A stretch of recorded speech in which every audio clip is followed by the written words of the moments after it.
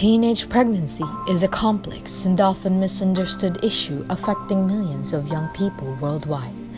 Each story is unique, shaped by personal experiences, societal pressures, and existing resources. In this video, we will explore the realities of teenage pregnancy through the voices of those directly impacted, including dedicated workers from the Department of Health and courageous young mothers. Join us as we uncover the stories behind the statistics.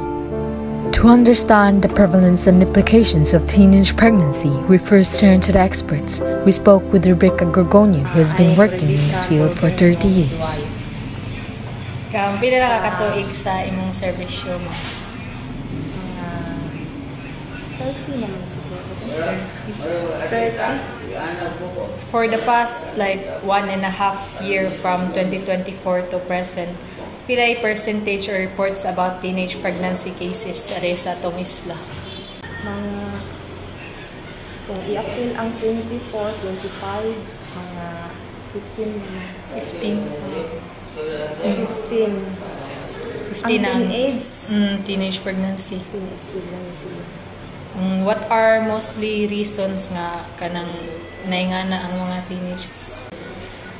Kasagaran jud no kay kanang mga sayo kayo sila no mo sayo kayo sila mo bag buntis kay mura o huwang sila kuan sa ginikanan pod disiplina sa ginikanan kanang dugay manguli asa dapit ang mga kanang mga ang salayang sabayan mga kaligawan ba adto dito dugay kita sila.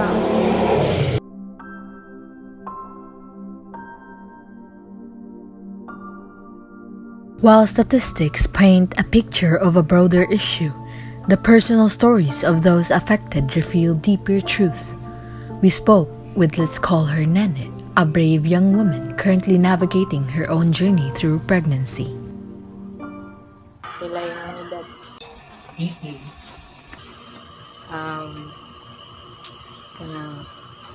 So, pila ka months ay mo naibawaan na kanang pregnant ka? 3 months. Kanang unsay mo na-feel kanang pagkaibaw ni mga pregnant ka? Wala ka. Nag-uuli. Okay. Wakal mo. Nagulaw na ka unsay imong isuti sa mga ka. Yeah, pag ingon mo sa mga parents, lang sa may ilang reaction, okay lang nila. Yeah. Okay, kuha na naman, ana.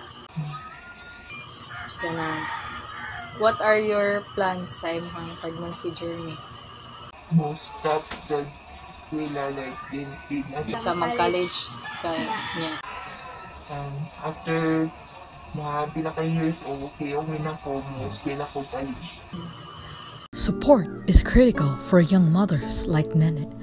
Fortunately, organizations like DOH offer various resources aimed at empowering and Kanang educating young intervention parents. or solutions nga gikuan ato ang isla about anang kaso sa teenage pregnancy diri sa tulo. Oo naman ay mga kuan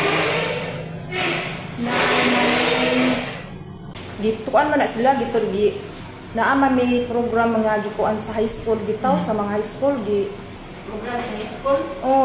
Program sa kanang mga teenage ba gi-educate jud na sila Unsay saktong buhaton. unsay saktong buhaton sa mga teenage nga dili sila anang sayo bang mo mabdos man toy kuan sa high school pa pero karon wala pa mi maka